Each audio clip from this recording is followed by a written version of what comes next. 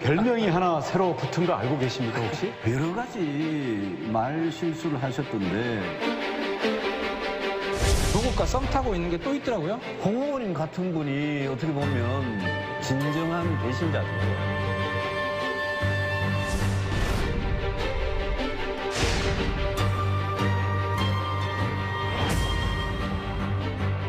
흉악범은 사형시키겠다 이렇게 말씀을 하셨거든요. 그렇죠. 검사 26년 하셨어요. 근데 어떻게 그걸 그래 해석합니까? 싸워서 이길 수 있는 후보라는 점 꼭 생각해 주시고 지지 부탁드립니다. 경험이든 능력이든 다 갖춰져 있습니다. 여러분, 저를 믿고 맡겨주십시오. 준비된 리더십, 저 황교안이 희망의 대한민국 만들겠습니다. 법치주의, 여기 반드시 지켜야 되고요. 그래야만 선거교체 길을 열 수 있습니다. 민주당이 가장 두려워하는 후보 최종병기, 최재형을 지원해 주시기 바랍니다. 자신 있습니다. 저한테 관심을 가져 지원해 주셔야 됩니다.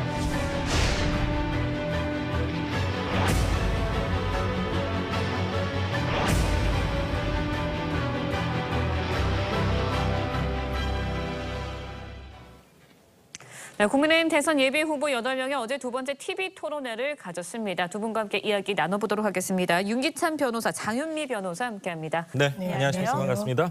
자, 2차 토론에서 양강이라고 할 수 있는 윤석열 후보, 홍준표 후보에게 아무래도 질문이 좀 집중이 됐습니다. 후보 간에 양보 없는 설전이 벌어졌는데 1차 토론과 비교했을 때 어떤 변화가 있었나요? 이번 토론은 주도권 토론이긴 한데 분야가 정해져 있었어요. 예를 들면 경제사회 문화 복지, 그다음에 외교안보 통일 이렇게 나눠져 있었기 때문에 그 분야에서 질문을 해야 되는 상황이라서 1차 토론보다는 다소 좀 흥미진진한 면이 좀 떨어졌다는 생각이 들고요.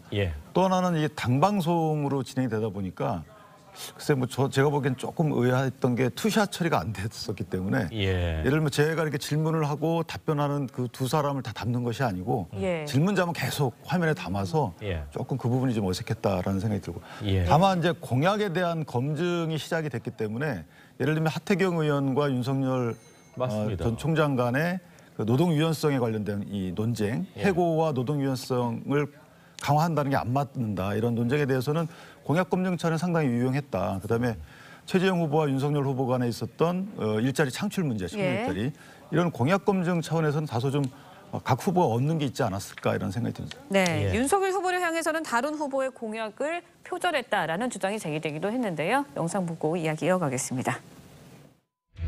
정책 갖다 쓰는 건 좋습니다. 근데 그 때문에 별명이 하나 새로 붙은 거 알고 계십니까, 혹시? 어떤 거죠? 카피 닌자라고 혹시 아십니까? 애니메이션 나루토에 나오는 아주 인기 있는 캐릭터입니다. 여러분이 공약을 보면 정세균, 이낙연, 송영길 또 우리 유승민 후보 공약까지도 짬뽕을 해놨더라고. 윤 후보는 공약이 아니에요. 아닙니다. 전부 그래 해놓고 핵균형 공약도 보니까 그거 하면서 국익 우선주의라고 이야기했죠. 제가 한 이야기입니다. 군에 의무 복무를 다녀온 우리 병사들한테 이 주택 청약에 가점을 주는 공약을 발표를 하시더라고요, 어제.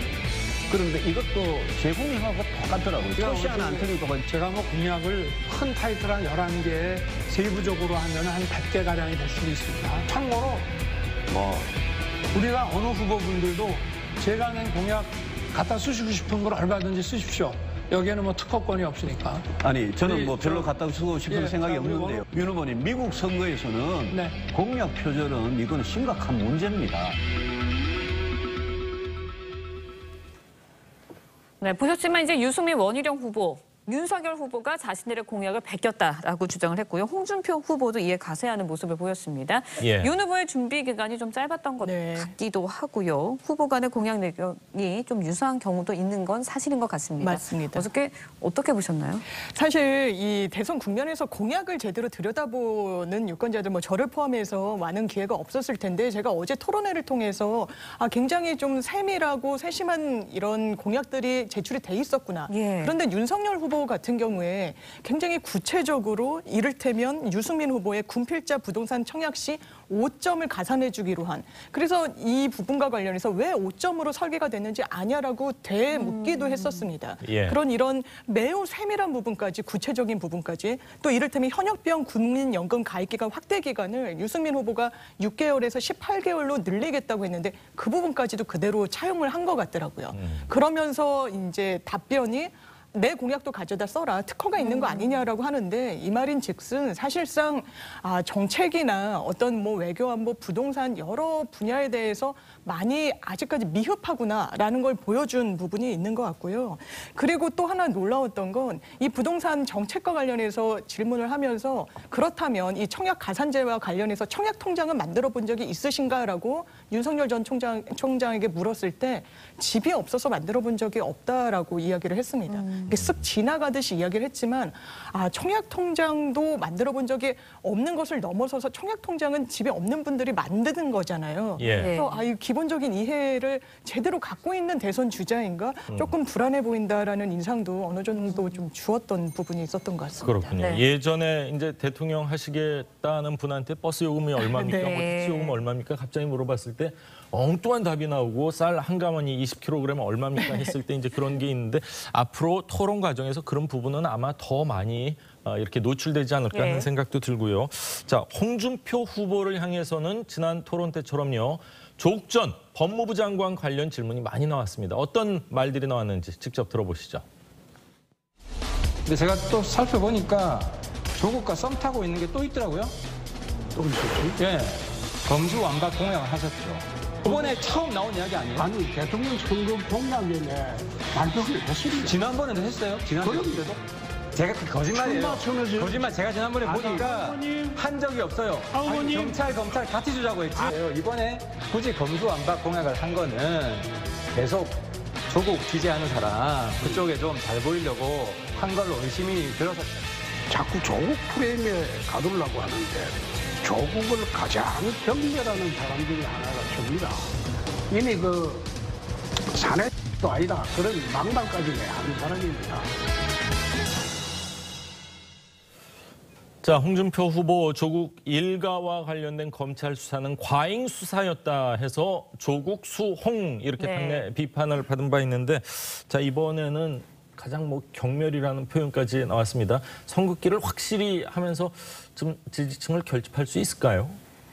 아무래도 이제 그 2차 컷오프 때는 당원 그 투표 비율이 높아지거든요. 그러다 보니까 이제 저런 스탠스를 취하시는 것 같은데, 홍준표 후보 입장에서는 좀 억울한 면도 없지 않아 있을 거예요. 왜냐하면 하태경 의원 후보가 얘기한 검수완박과 같은 내용은 사실 아닐 거고, FBI를 만들어가지고 거기에 수사를 독점시키고 검찰은 공소유지만 진행하자, 이런 취지였는데 이것은 이전부터 누군가도 주장해왔던 것이거든요. 지금 약간 국수본이 그런 취지로 만들어진 거 아닌가요? 그렇지만 국수본은 지금 경찰청 산하고요.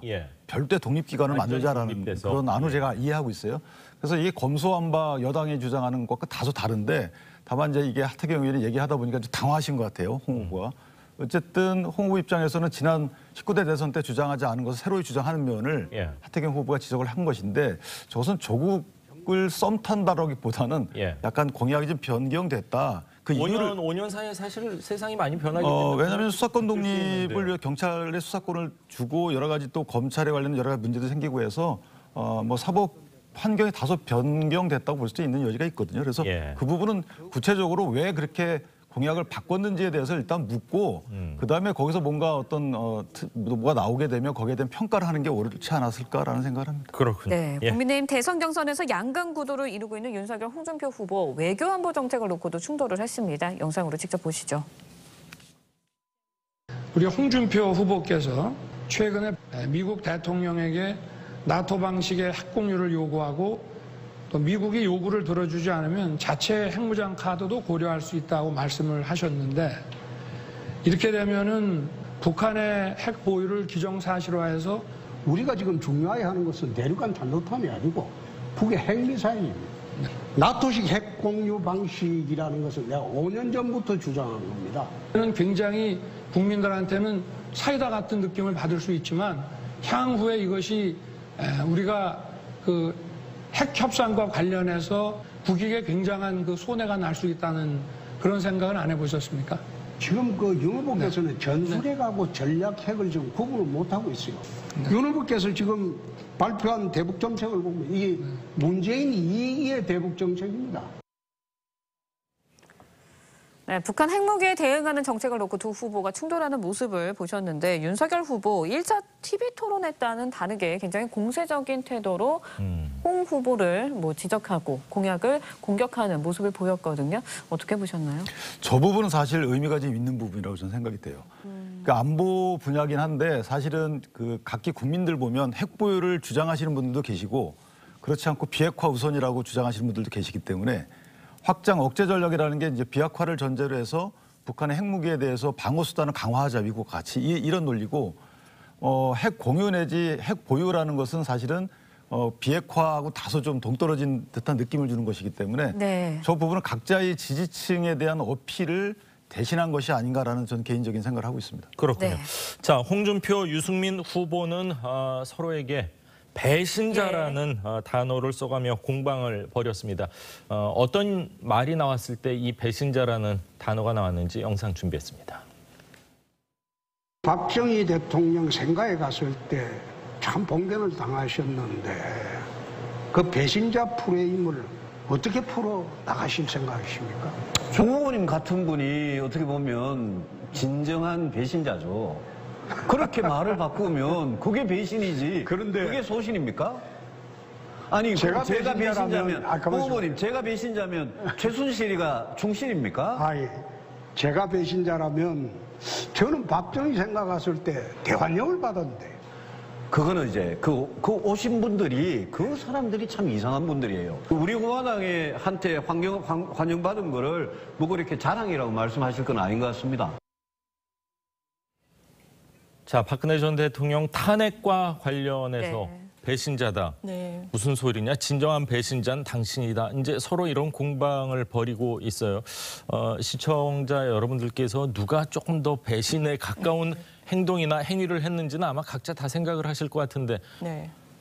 여권에선 저런 모양새 어떻게 보시는지요? 저는 국민의힘이 아직도 탄핵의 강을 제대로 못 건넜구나라고 생각을 드는 한 상징적인 장면이라고 생각을 했습니다. 예. 이 박근혜 전 대통령의 사건과 관련해서 그 부분을 아직도 옹호하고 마치 박정희 전 대통령 생가를 갔을 때 소금을 뿌리고 굉장히 모욕을 준 사람들을 향해서 문제 제기를 하는 것이 아니라 오히려 배신자라는 프레임을 어떻게 극복하겠냐고 묻는 것이 저는 지금 맞는 질문인 건지 국민의힘 측에서도 물론 굉장히 강성 지지층들 그리고 굉장히 우쪽으로 치우친 분들도 계실 겁니다. 그런데 그 수가 얼마나 되는지는 알지 못하겠고 국민의힘도 이번 대선에서 승리를 하려면 중도층 표심을 잡는 부분에 더 공을 들여야 될 텐데 아직까지도 박근혜라는 어떤 전직 대통령을 두고 배신자니 아니니 너가 맞니 내가 맞니라고 이렇게 공방을 주고받는 부분은 이 당이 그런 과거를 어떻게 자연스럽게 치유하고 넘어가는 과정 중에 있는가? 아직도 거기에 올가미가 매어져 있는가? 저는 아직까지 후자라는 부분이 좀 안타깝게 느껴지는 부분이 있었습니다. 그렇군요. 네. 대통령 탄핵이라는 어떻게 보면 초유의 사태가 벌어졌는데 탄핵의 강을 다 건너지 못했다 이런 얘기를 하셨는데 어떻게 보셨어요? 저는 상대 후보에 대한 평가를 위해서 또 탄핵의 강이라는 탄핵이라는 이런 우리 당 입장에서 보면 상당히 국민께 죄송하기도 하고 아프고 또 당원께도 죄송한 이런 그 옛 추억을 떠올리게 하는 멘트를 사용하는 것은 사실은 조금 자제하는 게 옳지 않겠느냐라는 생각을 하고요.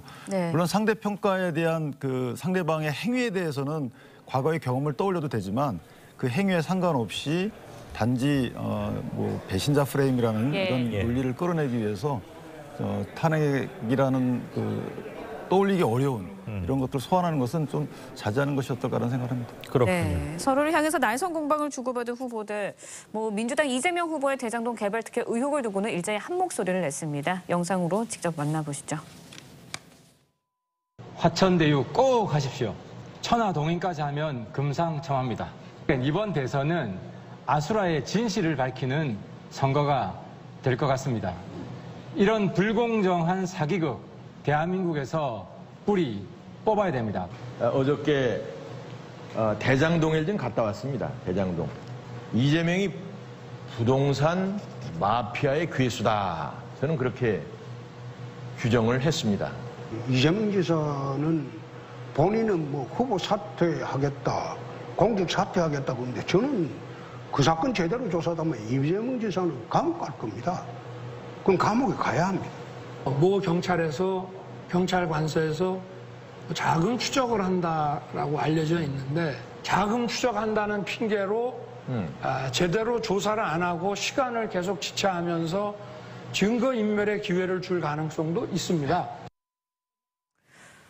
네, 국민의힘 후보들 여당의 유력 주자죠. 이재명 후보에게 제기된 대장동 의혹을 두고서는 힘을 합치는 모습을 보였습니다. 네, 앞으로도 계속될 것 같습니다. 화력을 집중하는 모습이 될 것인데 이 대장동 의혹과 관련해서 사실상 이게 추석 밥상에서 민심을 압도한 부분이 있고 이 부동산 이슈와도 연결이 된 부분이 있어서 국민의힘으로서는 정치적인 호재로 이어갈 것이고 다만 아직 화천대유는 누구 것인가라는 그 질문에 이 지사까지는 경유해가고 있지 못하기 때문에 연결고리가 아직은 없습니다. 아직은 없어서 이게 오히려 이슈를 선점하는 효과도 있다라는 평가가 있어서 이 부분 지켜봐야 될 것 같습니다. 그렇군요. 2차 컷오프 전에 이제 4차례 TV 토론이 더 남았는데 사실 민주당은 정세균 후보가 이제 사퇴를 하면서 약간 어떤 변화가 생겼거든요. 국민의힘에서 어떤 변곡점이 발생할 가능성이 있습니까? 현재는 이제 4명의 후보로 추려지기 위한 경선 과정이기 때문에 아마 그 황교안 후보 같은 경우에는 지속적으로 부정선거 의혹을 제기하고 있잖아요. 이런 식으로 각자 4명의 살아남기 위한 여러 가지 전략 전술을 펼칠 것으로 보이고요. 다만 특별히 후보가 사퇴한 이런 그 지경은 오지 않을 것으로 보이고 다만 이제 이 공약 관련된 서로 간의 그 토론 과정에서 공약에 대한 답변을 통해서 그분의 성향을 파악하는 식의 각 후보들의 전략이 집중되지 않을까라는 생각을 해봅니다. 소위 뭐 양강이라는 얘기를 많이 하는데 양강 이외에 이제 두 분이 더 최종적으로 통과되는 거 아닙니까? 저는 개인적으로 양강 체제가 지속되느냐 아니면 3강 체제로 변하느냐가 이번 그 8강에서 4강으로 올라갈 때 그 토론 과정을 거쳐서 아마 변화라면 그게 관전 포인트가 되지 않을까라는 생각을 합니다. 그렇군요. 3강이라고 하면은 누군지는 얘기하지 않겠지만 뭐 아마 시청자 여러분들께서는 상식선에서 다 이해를 하실 거로 저희가 판단을 하겠습니다. 자, 오늘 윤기찬 변호사 그리고 장윤미 변호사 두 분 말씀은 여기까지 듣도록 하겠습니다. 말씀 감사합니다. 감사합니다.